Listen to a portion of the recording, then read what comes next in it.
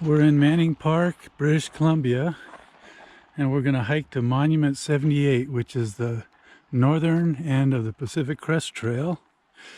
It's about 8 miles each way, and we're off.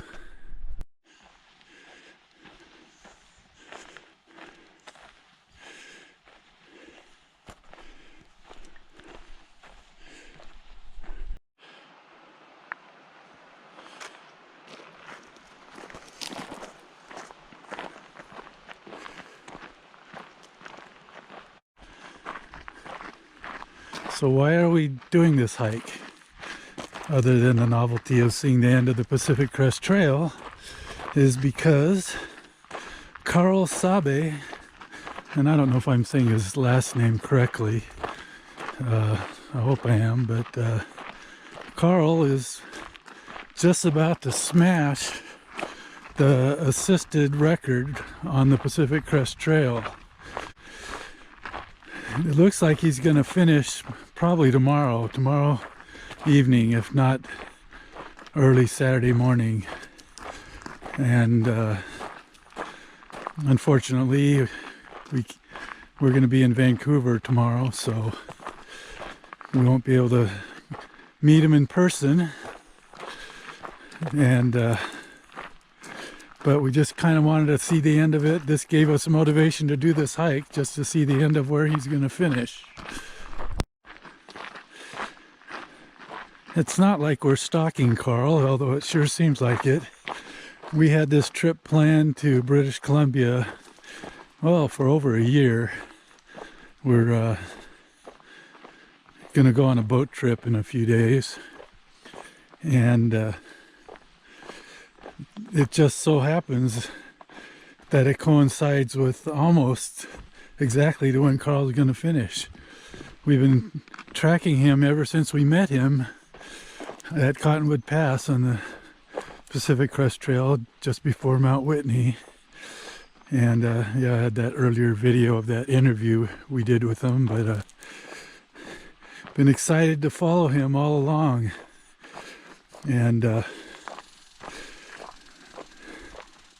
really proud of him and his crew, because it wasn't just him that made this possible. It was Henri and Kobe, and I'm sorry I forget his wife's cousin's name, but she was instrumental too in support. I think they're all going to be proud when he basically smashes the record by quite a few days.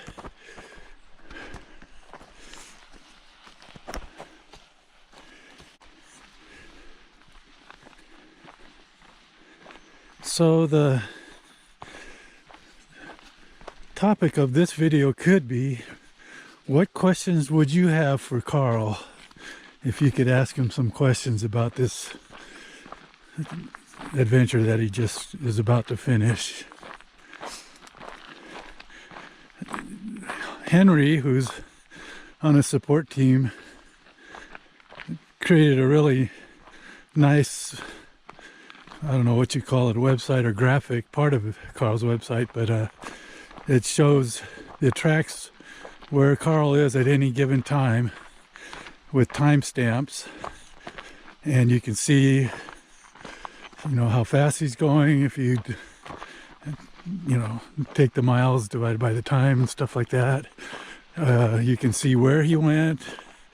You can see when he stops to rest for the night and starts in the morning, and so forth. The first question I would have is, he started, well, when we did the interview with him, Kobe mentioned that they started a month later because of the extreme snow year the Sierras had record snow, which was a good idea for that part. So they started a month later than they originally planned, but so I think it was the beginning of July 9th or 10th or something. That coincided with a record heat wave in the desert.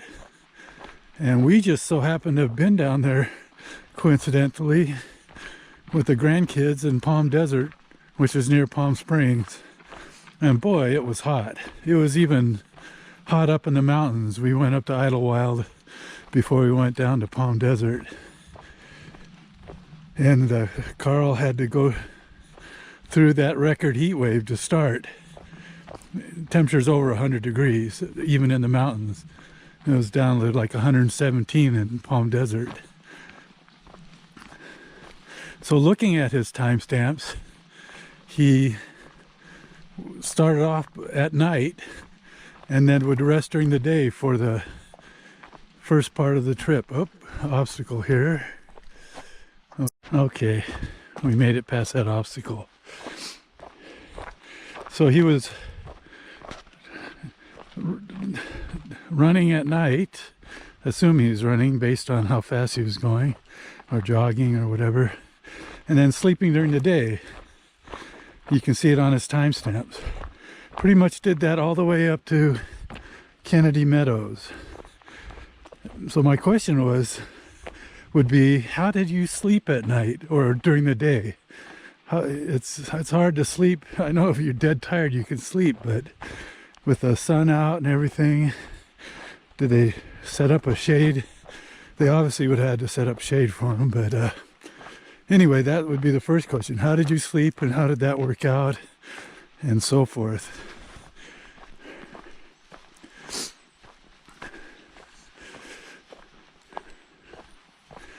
The next question I would have would be,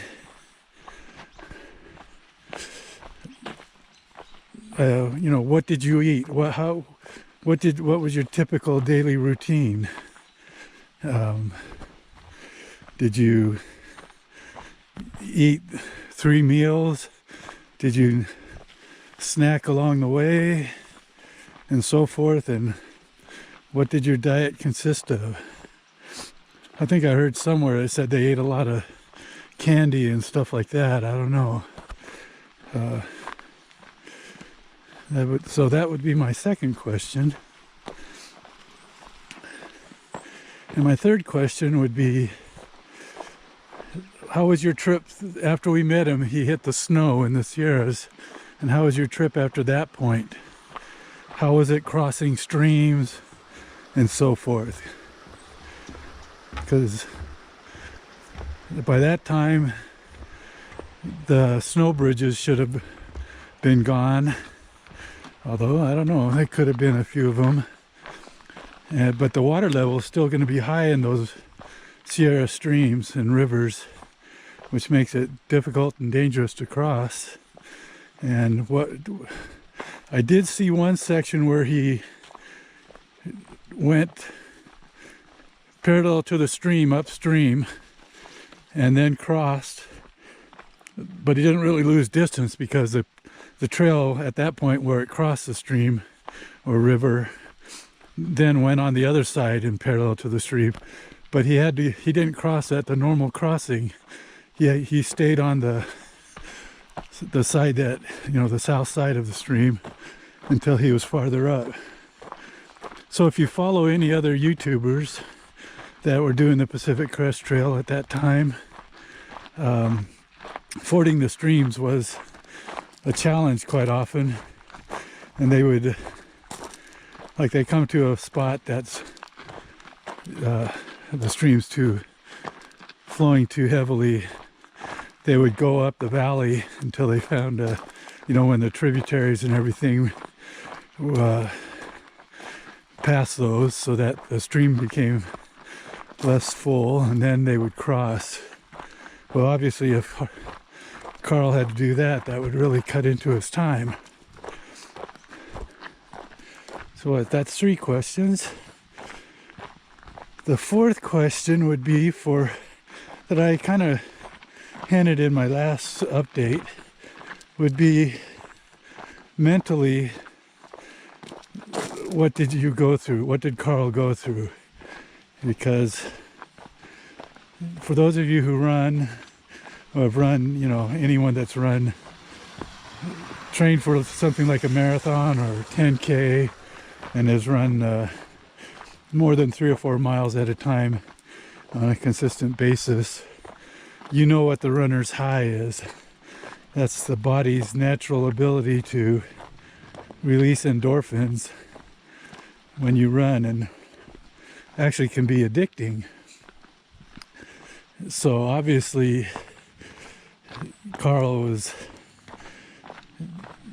you know, experiencing that. But were there any times when he just was low energy, you know, other things, you know, things that he doubted himself at any time? Looking at his pace and time, I don't think so. But it just was interesting what his psychological feelings were. So we can't end on 4 questions, we have to have 5.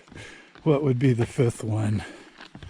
Well, the 5th one could be, so we've been on this trip since August 6th, and we were taking our time. We went through national parks in the western U.S. We went, first we drove over Sonora Pass on our way to Tonopah, and I'll put a little clip in there now of that. So Karel came through here at a 4.5 mile an hour pace. Amazing. Let's see if we can find his footsteps. Let's see. Oh, there it is. That looks like Karel's. Amazing. Now it really strikes home when you're at Sonora Pass. Of course, Karel would have been, and Henri and Kobe would have been acclimatized by that point, but just for us coming up from sea level, yeah, that's short. It really shortens your breath at that high altitude. And yet Karel's essentially running 2 marathons a day up in that high altitude, which doesn't surprise me, but it's just, again, the more amazing that guys like Karel that do that sort of thing, how they're able to do it. But anyway, we took our time traveling to the different national parks. We went to Great Basin National Park, did a hike there, went to Dinosaur National Monument and did river rafting, went to the Black Hills, Mount Rushmore, and of course saw Mount Rushmore, but did some hiking there. All the time, the weather was hot in the desert, but it was really nice when we got to the Black Hills. But our next destination, which was Glacier National Park, we hit terrible smoke. So there's been fires in Washington and British Columbia and Alberta that's been in the news. And my wife really wanted to go to Lake Louise. That was our focus of what we were doing on that part of our trip.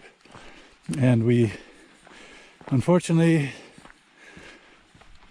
Lake Louise was nice, but it was smoky. You really didn't get so was Rocky Mountain National Park. You really didn't get the essence of those 2 parks. You can tell what the potential was, but the smoke kind of ruined the experience.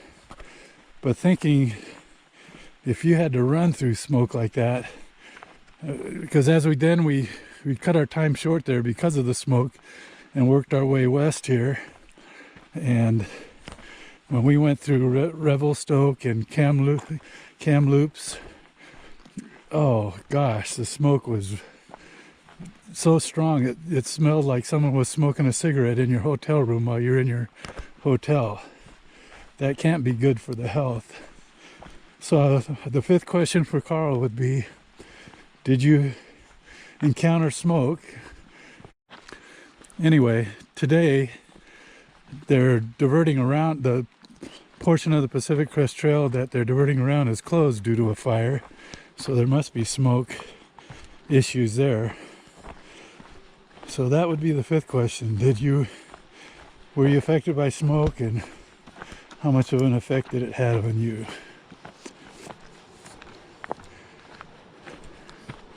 So if any of you have other questions for Karel, yeah, put them down in the comments, and I'll send this email to Karel to this website and see if he answers them, or hopefully they put together some kind of video or documentary of his trip, because that would really be interesting. He did one for the whatchamacallit marathons that he did a few years ago, and it was really enjoyable to watch. I don't know if they're going to do it for this one, but that would really be entertaining. The weather for today started off chilly, about 2 to 3 degrees Celsius, 38, 39 degrees Fahrenheit in our car, and it's supposed to warm up to 20 degrees Celsius. We had a little bit of rain yesterday, or really sprinkles really, and a front that moved through the last couple days that cleared out all the smoke. So a little hazy this morning, but definitely not smoky that it affects you. And then tomorrow it's supposed to warm up even a little more. Oh, interesting creek crossing. By the way, we've been just going downhill following the creek so far.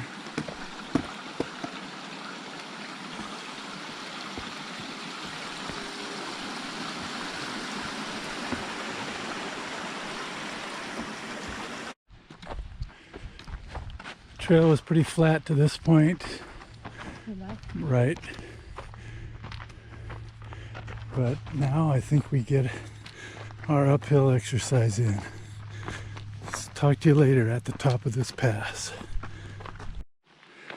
It's been steady uphill so far since our last stopping point. Just want to show you what the trail looked like. Very nice trail.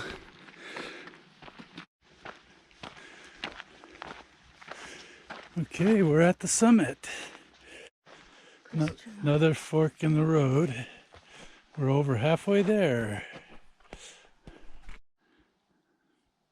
There's a campground with a pit toilet back there, and it's about 4.5 miles from Manning Park restaurant or trailhead, and should be 3.5 miles to the obelisk, the PCT end.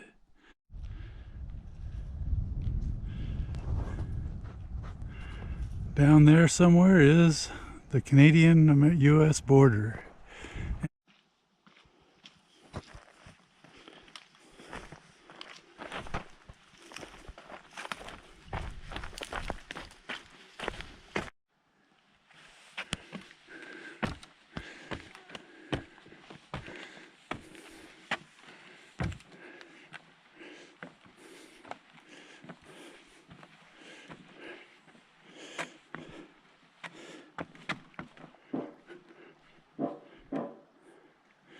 Nope, don't think so.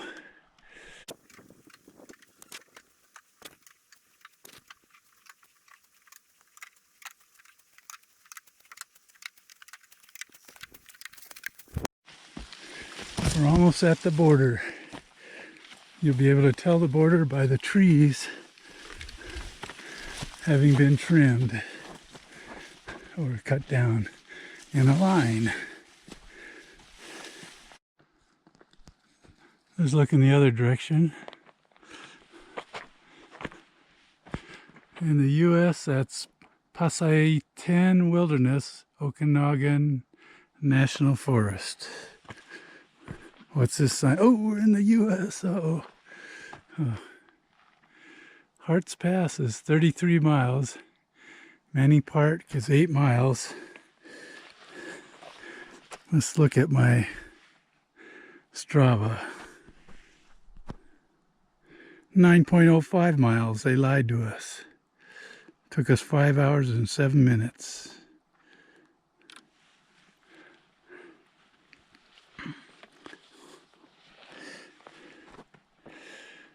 Let's go look at the obelisk.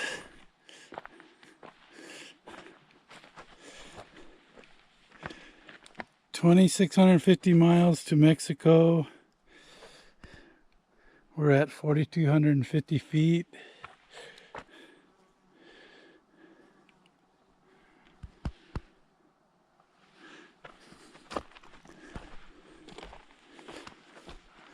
What's in here?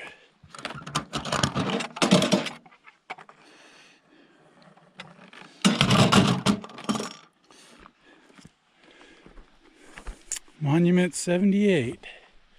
And there's we got to get a picture of her. Okay, guys. Oh, let me see. Let me set this down.